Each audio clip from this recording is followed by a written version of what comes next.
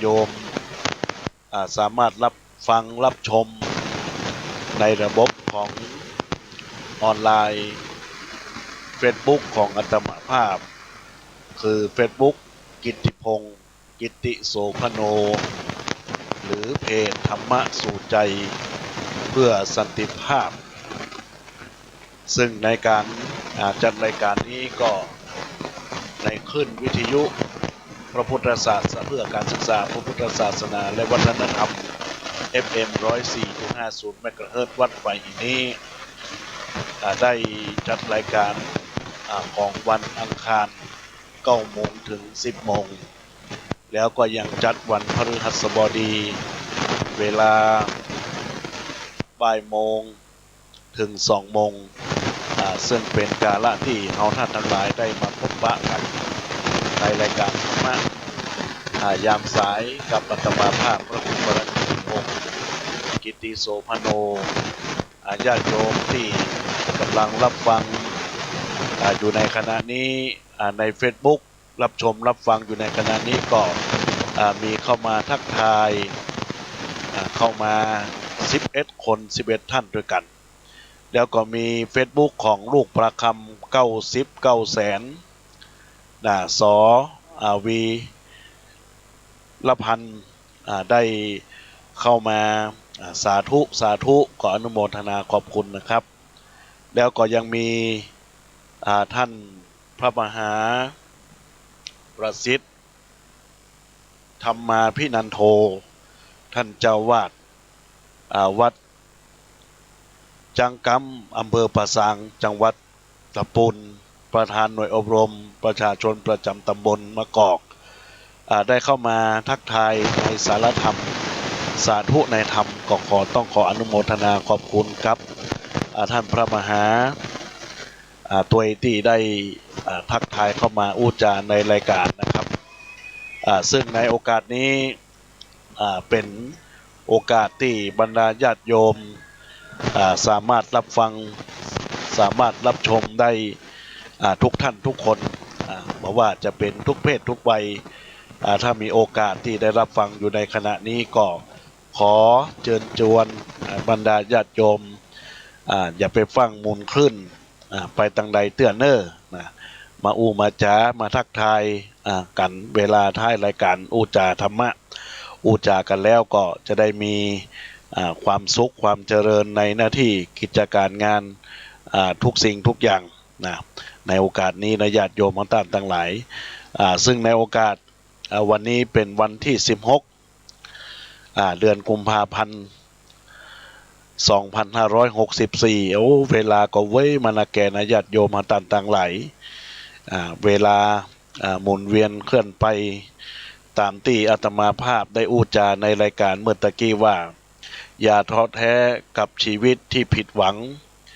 ฟ้ามืดยังมีสว่างกลางขึ้นหายแม้วันนี้มีปัญหาอย่างมากมายใช่เลวร้ายสบายดีแม้แน่นอนหมายความว่าเรามีปัญหาอันยังนะญาติโยมต่างต่างหลาย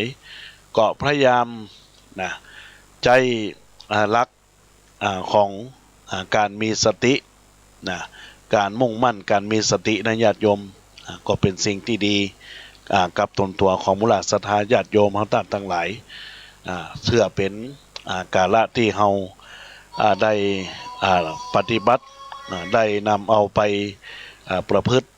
ในการดำเนินชีวิตในการที่เราต่างหลายจะได้นำเอาหลักธรรมได้หลักธรรมที่เกิดขึ้นแล้วก็จะมีความสุขใจหลักธรรมในทางดีปัญหาทุกอย่างมันก็จะหายไปในญาติโยมต่างหลายบรรดาญาติโยมสาธุชนท่านผู้ฟังต่างหลายอาตมาภาพก็จะได้หยิบยกหลักธรรมะในเรื่องของการที่นักปราชญ์ท่านได้เขียนว่าวันพักเพื่อมีตระหนักรู้วันพักนี่มีการตระหนักรู้นี่ก็คือการที่เฮาท่านทั้งหลายบ่เบียดเบียนกันและกันพยายามต่อสู้ในสิ่งที่เกิดขึ้นบอกว่าจะเป็นในสิ่งที่เกิดขึ้นไปแล้วเฮาท่านทั้งหลายก็พยายามมันฝึกตน ฝึกใจให้ตัวเฮานั้นพยายามมีสติตั้งมั่นแน่วแน่ในสิ่งที่เกิดขึ้นเพราะว่าจะเป็นความทุกข์เพราะว่าจะเป็นความโศกเศร้าเพราะว่าจะเป็นความล่ำไรล่ำพันความบัดสบายกายความบัดสบายใจความคับแค้นใจทุกอย่างเฮาก็พยายามที่เราท่านทั้งหลายก็สร้างคุณงามความดีกับตัวเฮาโดยการข่มอกข่มใจมันพัฒนาชีวิตชีวิตของเฮานั่นมีความสุขในญาติโยมต่างๆหลายซึ่งในโอกาสกาละครั้งนี้กัตมาภาพในเจ้าวันนี้สายวันนี้ก็จะได้นำเอาหลักธรรมในเรื่องที่เพิ่นได้เขียนไว้ว่าผู้หมดจดจากราคะแล้วก้าวล่วงซึ่งกามทั้งหลายเสียได้อยู่เป็นสุขได้ในโลกก็เป็นสิ่งที่เราท่านทั้งหลายญาติโยมท่านทั้งหลายในแถมบักกีวันนี้ญาติโยมทั้งหลายเป็นวันมาฆปุจจาเราท่านทั้งหลายก็พยายามมันปฏิบัติธรรมนำเอาหลักธรรมเอาไปใช้ในชีวิตที่ผ่านมาซึ่งวันมาฆปุจจาเนี่ยบรรดาญาติโยม ท่านสาธุชนท่านทั้งหลายเป็นวันที่องค์สมเด็จพระสัมมาสัมพุทธเจ้าพระองค์ได้สั่งสอนนัยยะที่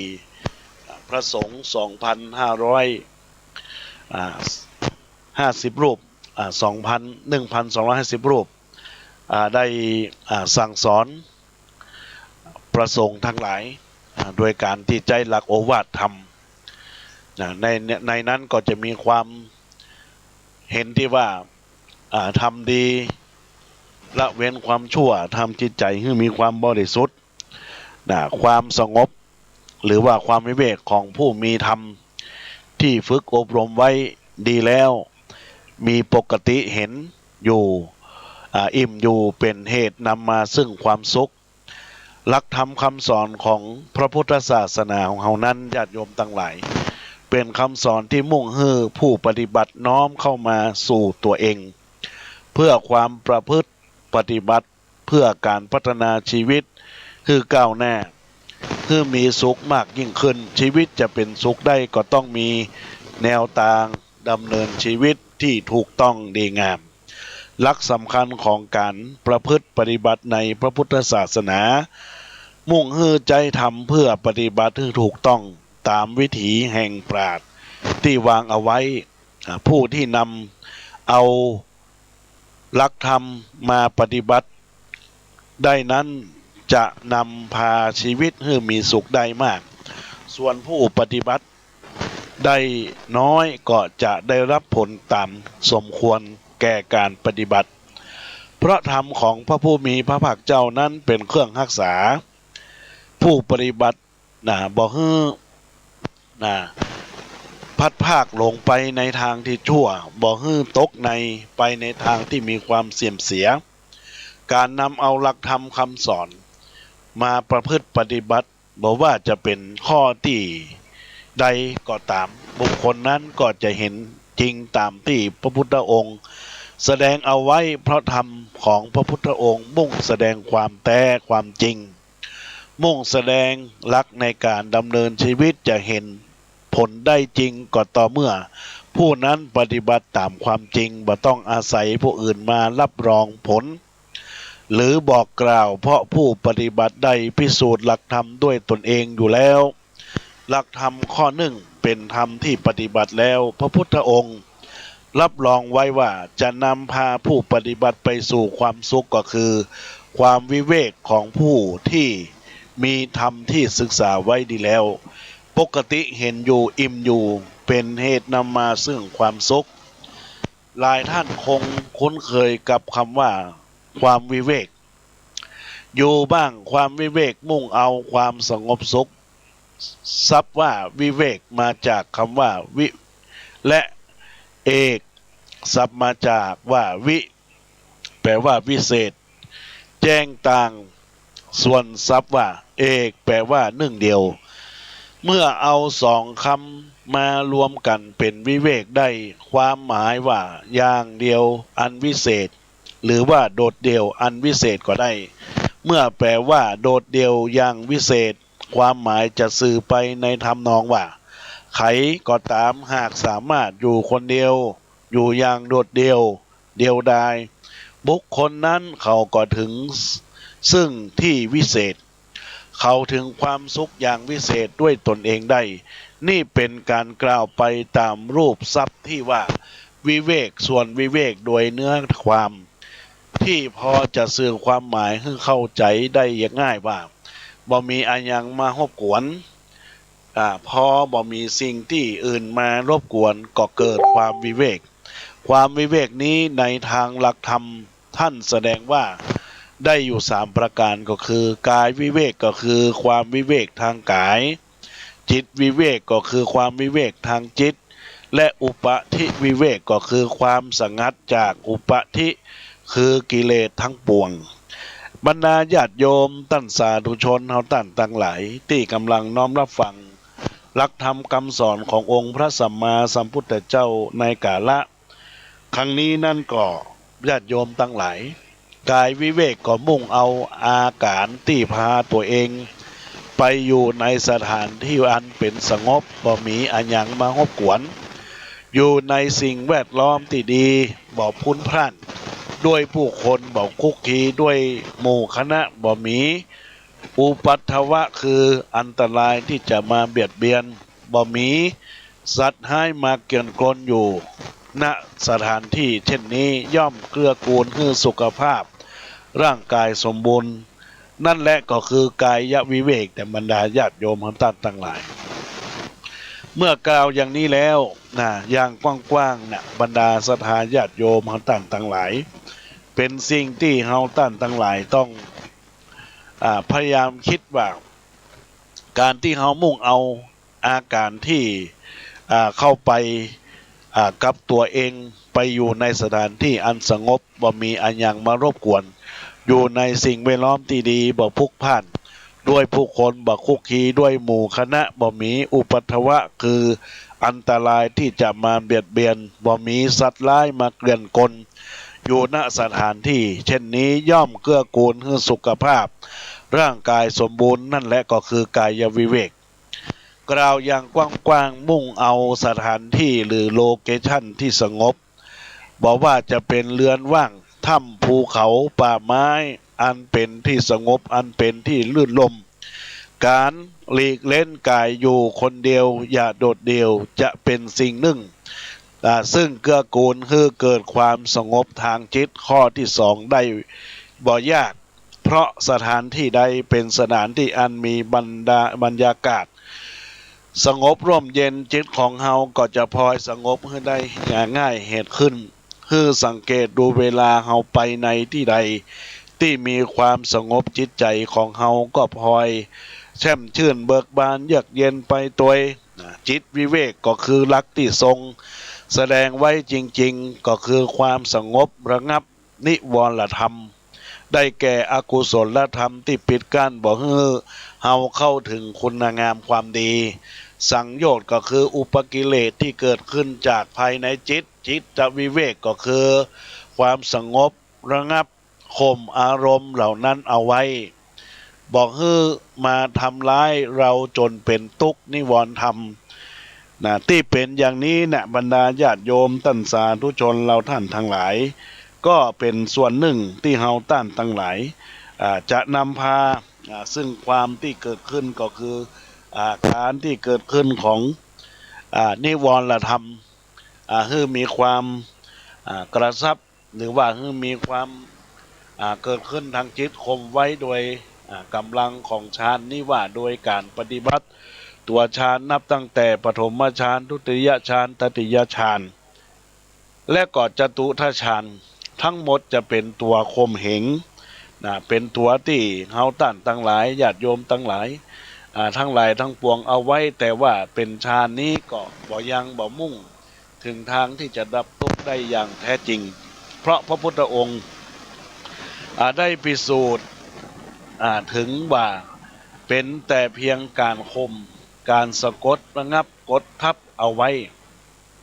ระงับยับยั้งกิเลสเอาไว้ชั่วคราวต้องอันเมื่อใดฌานเสื่อมกิเลสก็จะหวนกลับมาทำให้เกิดเป็นทุกข์กับกายของเฮาอีกอุปมาเหมือนหินทับหญ้าพอหินยังทับอยู่หญ้าก็บ่งอกบ่เงยขึ้นมาได้แต่เมื่อนำเอาหินออกโอกาสที่หญ้าจะงอกงามก็ยังมีอยู่เสมอหญ้าเหมือนกิเลสแผ่นหินก็คือกำลังของฌานตัวจิตวิเวกนี้พัฒนาต่อเนื่องมาจากกายวิเวกด้วยเมื่อมีกายวิเวกจิตวิเวกก็เกิดขึ้นในที่สุดจะมุ่งไปสู่ความวิเวกระงับที่สามก็คืออุปธิวิเวกอุปธิวิเวกนั้นญาติโยมท่านทั้งหลายความสงบระงับสังขารความสงบระงับอภิสังขารความสงบอุปธิทั้งปวงมีเป้าหมายสูงสุดอยู่ที่พระนิพพานอุปธิวิเวกก็คือพระนิพพานได้แก่สภาพจิตที่ดับกิเลสคือความโกรธความโลภความหลงได้อย่างเช่นเชิงวิเวกทั้งสามจะเกิดขึ้นได้เมื่อเฮาปฏิบัติเท่าอันผู้ปฏิบัติจะได้รับวิเวกไปอย่างใดก็อย่างหนึ่งอาจจะได้กายวิเวกอาจได้พบจิตวิเวกหรือได้สัมผัสกับอุปธิวิเวกก็ได้เพราะวิเวกทั้งสามอย่างนี้สามารถเกิดขึ้นเป็นคณะได้เหมือนกันอาจจะบอสงัดหรือสงบอย่างสิ้นเชิงก็ได้ต่อเมื่อถึงอุปธิวิเวกเท่าอันถึงจึงความสงบสงัดดับเย็นสงบระงับดับความโลภดับความโกรธดับความหลงได้อย่างสิ้นเชิงวิเวกทั้งหมดจะเกิดขึ้นแก่ผู้ลงมือปฏิบัติแต่เท่านั้นบ่อาจจะเกิดขึ้นจากการคิดไข้ควรด้วยเหตุผลเพียงอย่างเดียวพิจารณาเปรียบเทียบกับชีวประวัติครั้งเจ้าสิทธัตถะค้นหาความต่างปนทุกข์ท่านได้เสด็จออกผนวกประพฤติปฏิบัติตามลัทธิความเชื่อในสมัยนั้นคิดว่าจะสามารถเข้าถึงความสงบได้ทดลองเรียนรู้จากสำนักปฏิบัติต่างๆมาโดยตลอดได้สมาบัติ7และ8จากสำนักของอาราธดาบทกามาลาโคจรการามโคจรและอุปทกะโลบทรามบทซึ่งเป็นความรู้สูงสุดของสำนักอันโด่งดังพระพุทธองค์ยังลองผิดลองถูกตามความรู้ความผิดเหตุผลตามความเชื่อกระแสลักเคยทรมานตนเองให้ลำบากได้อดเสวยอาหารช่วงทรมานตนอยู่หั่นได้รับการดูแลอย่างดีจากพราหมณ์ผู้เป็นปัญจวัคคีย์โดยหวังว่าหากพระองค์ตรัสรู้ธรรมพวกเขาจะได้รับผลปฏิบัติประโยชน์ด้วยทดลองจนได้ความรู้ว่าการปฏิบัติอย่างเคร่งครัดมีแต่จะทำให้ชีวิตแตกสลายเป็นเท่าเป็นฐานธุลีดินหมดทางบรรลุธรรมชั้นสูงขึ้นไปต่อมาจึงได้คตินิมิตจากเทวดามาดีดพินให้ฟังสายที่ย่อนฟังบอกไพเราะจับใจสายพินที่ตึงมากไปเล่นไปมากนานก็ขาดส่วนสายที่มีความระงับระดับเสียงอยู่ปานกลางพอดีสำเนียงหรือว่าชุ่มเสียงของพินที่บรรเลงจึงเกิดเสียงไพเราะซาบซึ้งกินใจข้อสรุปว่าการปฏิบัติเหมือนกับดีดพินเข่งเกินไปก็จะทำเมื่อชีวิตแตกสลายเหมือนสายพินย่อย่อนจนเกินไปก็จะได้บอกค้นพบสัจธรรมอันลุ่มลึกควรทำให้พอปานกลางจึงจะค้นพบสัจธรรมเปลี่ยนโลกกระทัดกลับมาเสวยอาหารแต่เหตุการณ์นี้ทำให้กลุ่มปัญจวัคคีย์เกิดความบ่พอใจขาดความมั่นใจอย่างมากเพราะเขาเห็นว่าเป็นการคล้ายความเพียรกลับไปสู่ความเป็นคนมากขณะทำความเพียรอยู่ยังบ่ได้ตรัสรู้โมกขธรรมปฏิบัติย่อหย่อนจะค้นพบทางพ้นทุกข์ได้อย่างไรพ พราหมณ์ตั้งมดตั้งมวลทอดทิ้งเจ้าชายฮื้ออยู่เพียงผู้เดียวโดดเดี่ยวเดียวดายพากันหนีหน้าไปที่ป่าอิสิตนะมฤคทายวันฮื้อลองนึกเทียบเคียงชีวิตของเจ้าชายสิทธัตถะในช่วงเวลาที่นี้ดูสมัยที่ออกบวชใหม่ๆแม้จะว่าจะปาได้การยินยอมจากญาติบุตรและภรรยาแต่ว่าชีวิตการเสด็จออกไปอย่างนั้นยังเป็นที่ยอมรับของมหาชนคนทั่วไปและรู้ได้โดยขนบธรรมเนียมอยู่แล้วว่าผู้ออกบวชส่วนมากก็เพื่อแสวงหาทางพ้นทุกข์วัฒนธรรมอย่างนี้ยังยอมรับกันได้อยู่และพอพิจารณากันเองได้คณะแสวงหาทางพ้นทุกข์ยังมาถูกทอดทิ้งแถมช่วงจังหวะตรงนี้พระองค์โดดเดี่ยวเดียวดายอย่างมากแต่กลับเป็นผลดีตรงที่ทำให้พบกายวิเวกอย่างแท้จริงคือได้รับความสงบความสงัดความโดดเดี่ยวอย่างยิ่งบ่มีใครรบกวนอีกต่อไปการต่อมาเสด็จไปตำบลอุรุเวลาเสนานิคมเห็นภูมิทัศน์ที่บริบูรณ์สวยงามด้วยเมฆไม้นานาพันธุ์ในคัมภีร์ท่านเล่าไว้ว่าสายน้ำของอุรุเวลาเสนานิคมเป็นสายน้ำที่เราท่านทั้งหลายเป็นสายน้ำที่อุรุเวลาเสนาเป็นสายน้ำที่แม่ที่มีแม้แต่นกกาก็ก้มลงดื่มกินได้เจ้าชายเริ่มบำเพ็ญซึ่งบารมีแล้วก็บรรดาท่านทั้งหลายต่อเนื่องที่นี้ก็จนได้รับเข้าของบรรดานางสุชาดาเป็นเข้ามัทุปยาตนำไปถวายเสวยเสร็จแล้วได้ลอยถาดที่แม่น้ำเนรัญชลาพิจารณาว่าถาดทองคำบ่เหมาะสมที่นักบวชจะครอบครองเอาไว้บรรดาญาติโยมทั้งหลายก่อนนี้ก็มีคุณโยมจักรพันธ์จันทร์ชมพูได้รับชมใน Facebook อยู่ในขณะนี้แล้วก็มีคุณโยมธันวาคนธรรมดาเป็นเจ้าของ Facebook บอกว่าขออนุญาตนะครับผมทราบว่าที่ทำอยู่เป็นบาปแต่ผมบ่มีเงินซื้อเข้าจริงๆเหลือ2 บาทผ้าปิดปากอนามัยผมใช้อันเดิมมากว่า10 กว่าวันแล้วครับผมอยู่บ้านค่ายจังหวัดระยองตกงานช่วงโควิดขอโทษนะครับถ้าพอจะมีเศษในบัญชีผมขอทำตัวน่าเกียรติขอเศษนั้นเอาไปซื้อเข้าได้ไหมครับช่วยหน่อยครับอันนี้ก็คงจะเป็นผู้ที่เข้ามาใน Facebook ในรายการได้ขอความช่วยเหลือของบรรดาญาติโยมที่ได้เข้ามาในกล่องข้อความเดียวหลังจากออกรายการเดียวจะได้เดียวทักไปเนอคุณโยมธันวาคนธรรมดาในโอกาสนี้นะครับบรรดาศรัทธาญาติโยมในคัมภีร์กล่าวว่าถ้าลอยทวนกระแสน้ำขึ้นไปซึ่งขัดกับหลักเหตุผลความเป็นจริงและขัดรู้สึกของนักวิทยาศาสตร์หรือแม้กระทั่งความรู้สึกสามัญชนทั่วไปเพราะโดยธรรมดาถ้าลอยไปตามกระแสน้ำไหลแต่กับลอยทวนกระแสขึ้นในทางต้นน้ำก็ถือเป็นเหตุที่น่าอัศจรรย์พระองค์ทรงอธิษฐานจิตว่าท่านมีบุญบารมีปัญญาบารมีพอจะตรัสรู้ธรรมขอขึ้นหาดลอยทวนกระแสน้ำขึ้นไปหากบารมีบ่แก่กล้าพอจะรู้ธรรมคือถาดลอยไปตามทางน้ำไหลผลของทางเสี่ยงท้ายนี้กลายเป็นกำลังใจให้พระองค์ประพฤติปฏิบัติต่อจนตรัสรู้ธรรมได้ในที่สุดเมื่อตรัสว่าเรื่องของบารมีตัดเอาเรื่องปาฏิหาริย์ออกไปมุ่งเน้นที่จะหาแก่น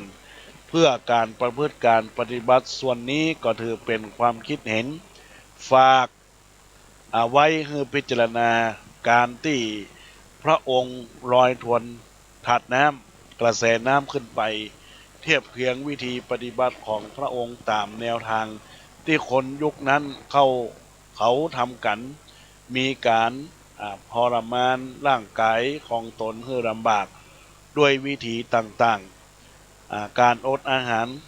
หรือบ่ก่อนนอนย่างไฟเป็นต้นแนวทางนี้เคร่งครัดมากเกินไปประพฤติตัวมัวเมาหัวพันอยู่ในกามมกมุ่นอยู่กับกามารมณ์ที่เป็นการหย่อนเกินไปทั้งสองแนวทางนี้คือเป็นการปฏิบัติตามกระแสของสังคมหรือไหลไปตามกระแสของเจ้าโลกแต่ในที่สุดบรรดาญาติโยมทั้งหลายพระองค์ก็กลับมาเสวยอาหารคติถาดลอยทวนกระแสน้ำขึ้นไปนั้นพระองค์เกิดนิมิตเทียบเคียงขึ้นไปว่าที่ปฏิบัติผ่านมาทั้งหมดเป็นการปฏิบัติไปตามลัทธิความเชื่อ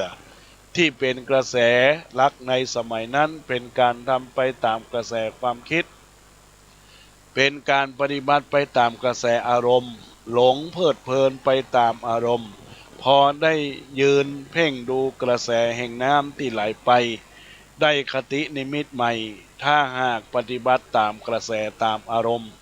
ตามอย่างรูปแบบเดิมๆของวิถีสังคมต่อไปแถม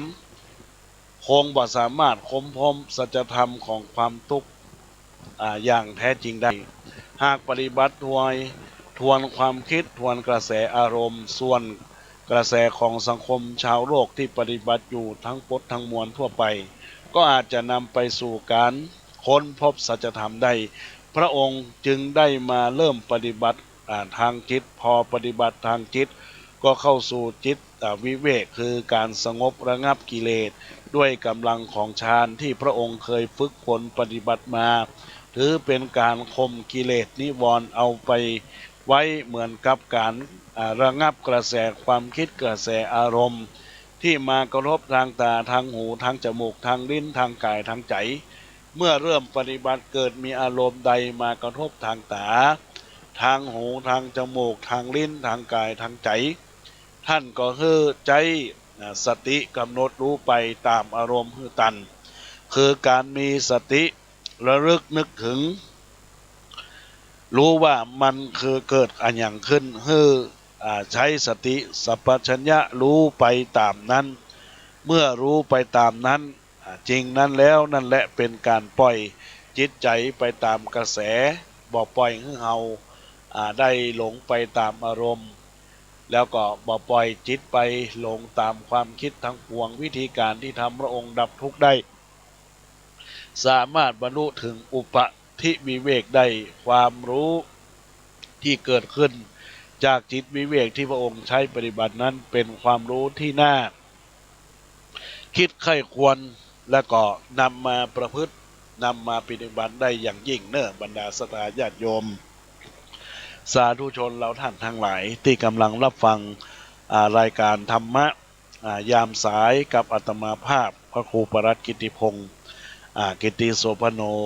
อยู่ในขณะนี้ก็ต้องขอเจริญพรศรัทธาญาติโยมท่านทั้งหลายตอนนี้ก็มีท่านพระอาจารย์สุรเดชศรีวิชัยวัดศรีโพธารามได้เข้ามารับชมกำลังรับชมอยู่ในขณะนี้เนอะก็ขอนมัสการนะครับบรรดาญาติโยมท่านสาธุชนท่านทั้งหลายสรุปใจความง่ายๆเกี่ยวกับที่สิ่งที่อาตมาภาพได้อุจานี้นะว่าหากว่านักปราชญ์ราชบัณฑิตแนะนำสั่งสอนว่าได้การอยู่คนเดียวประเสริฐกว่ามีเพื่อนเป็นคนพาลเพราะเมื่อปีกวิเวกได้แล้วก็จะเป็นเหตุปัจจัยให้เกิดกายวิเวกเกื้อกูลให้เกิดความเจริญก้าวหน้าของจิตวิเวกยิ่งขึ้นไปพอจิตวิเวกพัฒนาได้มากยิ่งขึ้นย่อมก้าวย่างเข้าไปสู่อุปธิวิเวกได้ในที่สุดเหมือนที่พระพุทธองค์ทรงปฏิบัติมาความสงบสงัดทางกายเช่นกันของผู้มีธรรมอันสงบหรือเรียนรู้เอาไว้แล้วมีปกติเห็นอยู่อิ่มอยู่จึงเป็นสุขเพราะธรรมอันสงบไว้มากหรือศึกษาเรียนรู้เอาไว้ป ปฏิบัติมาแล้วเห็นตามความเป็นจริงอยู่จะเกิดความปิติเอิบอิ่มในหมู่ธรรมมีสติระลึกรู้ความเป็นจริงที่มีลักษณะเป็นไปอย่างนั้นในที่สุดกายและจิตก็บรรลุถึงความวิเวกความสงบสุขเยือกเย็นอย่างแท้จริงอันนี้ก็ต้องขอฝากกับบรรดาศรัทธาญาติโยมสาธุชนทั้งหลายที่กำลังรับฟังอยู่ในขณะนี้ในรายการธรรมยามสายของอาตมาภาพพระครูประหลัดกิติพงศ์กิติโสพโนที่ได้รับฟังอยู่ในขณะนี้ก็บรรดาญาติโยมก็พยายามรับฟังไปตัวคิดไปตัวเนื้อญาติโยมมาตั้งหลายเพราะจะเป็นสิ่งในทางดีที่บรรดาศรัทธาญาติโยมได้ได้จ๋าได้รับฟัง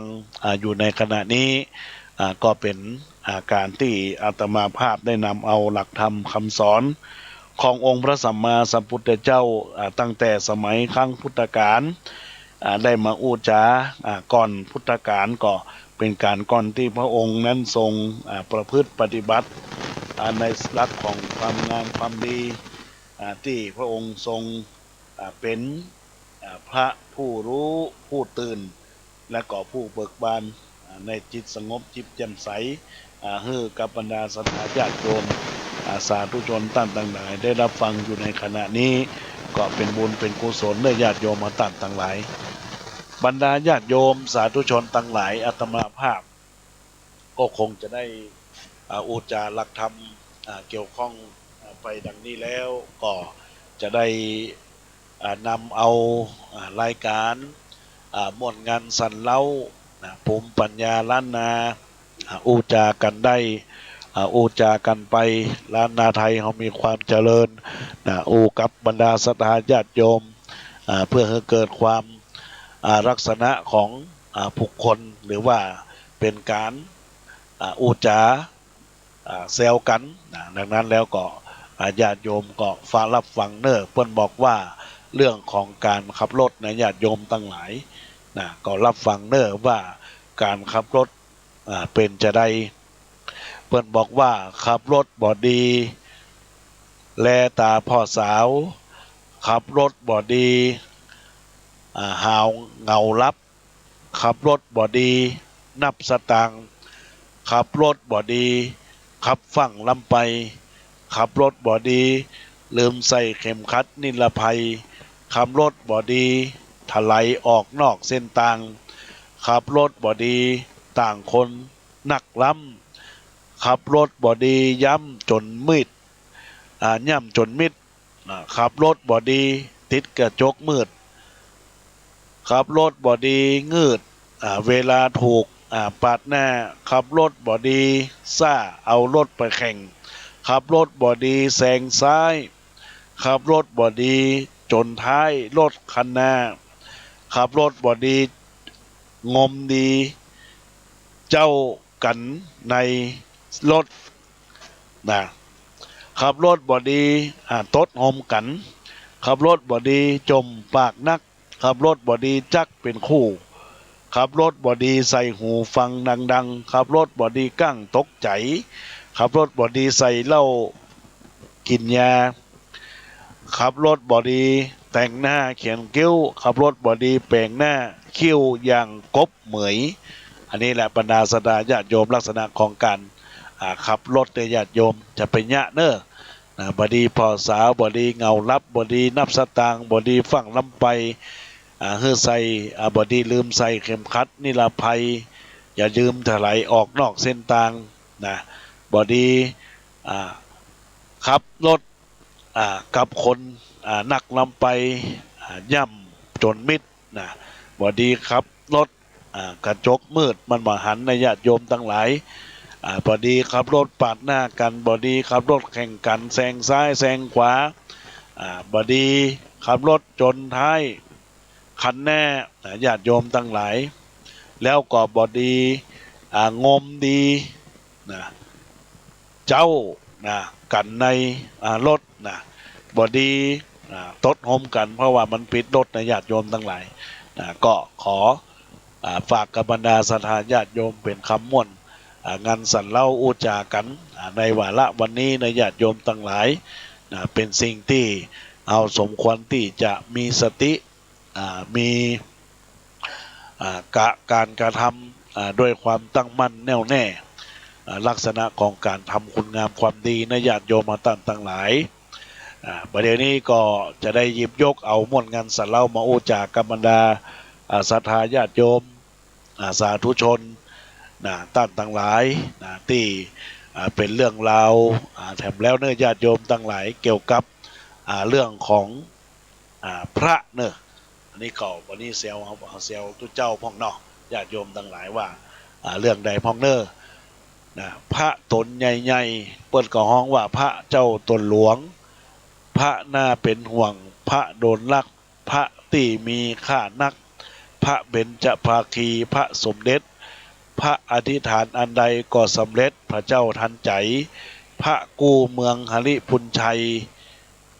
พระรอดละปุนพระที่เป็นตนบุญพระครูบาศรีวิชัยพระองค์บ่อใหญ่พระรอดใบประขามพระองค์งามพระพุทธชินราชพระที่มีบารมีมากพระแก้วมรกตพระที่แบกกฎพระธุดงค์พระที่สวดยังงงกับพระบทใหม่พระที่ปราบมันน้อยใหญ่พระอุปคุตพระสัพพะสุดพระพุทธทาสภิกขุพระที่มีจิตใจผ่องพุทธพระหลวงพ่อปัญญานันทะพระที่เก่งเรื่องวาทะพระมหาวุฒิชัยวรวชิระเมธีหรือเจ้าคุณวโรดมพระที่บ่อหน้าจะมีก็พระขับขี่รถบนถนนอดพระที่ถวายรถพระมีรถหลายกันพระที่เป็นข่าวดังพระขับขี่เครื่องบินเจ็ตพระที่ทำพิษแผกพระที่ประท้วงบนเวทีพระมีความฮักหวานดีก็คือพระที่เรียกว่าอดีตพระมีมิสุโกะกับโยนแอน อันนี้เป็นการเซลในเรื่องของพระเนื้อบรรดาศรัทธาญาติโยมอู้เล่นกันม่วนกันสันเล่ากันบดายเนื้อญาติโยมจะไปเข่งไปเครียดที่ไหนเนื้อเป็นการอูจากันในรายการธรรมะยามสายของวันนี้ในญาติโยมตั้งหลายบรรดาญาติโยมท่านสาธุชนท่านผู้ฟังตั้งหลายอาตมาภาพก็คงจะได้มอบกรคือกบรรดาศรัทธาญาติโยมเกี่ยวกับภูมิปัญญาล้านนาอูจากันได้อูจากันไปล้านนาไทยเขามีความเจริญแหมซักต่อหนึ่งเนาะเปิ้นบอกว่าแม่บ้านที่ดีนะเปิ้นบอกว่าแม่บ้านมีความกล้าจะเป็นผู้นำแม่บ้านแยะกินลำก็จะเป็นคนมีเสน่ห์ปลายจังวักแม่บ้านทำงานบ่อลดละ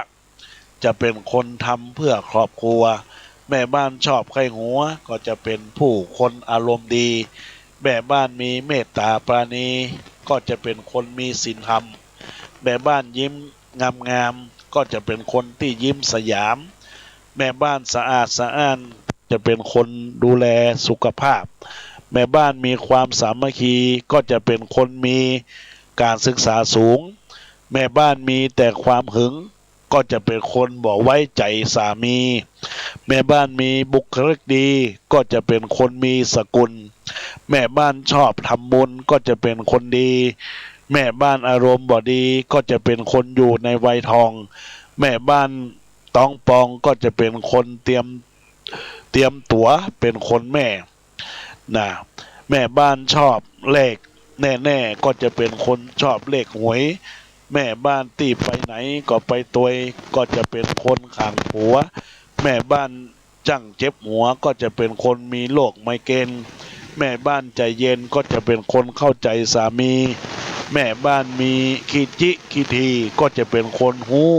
คุณค่าของเงินแม่บ้านที่ดีเหลือเกินก็จะเป็นคนบอกขี้จมขี้แซบ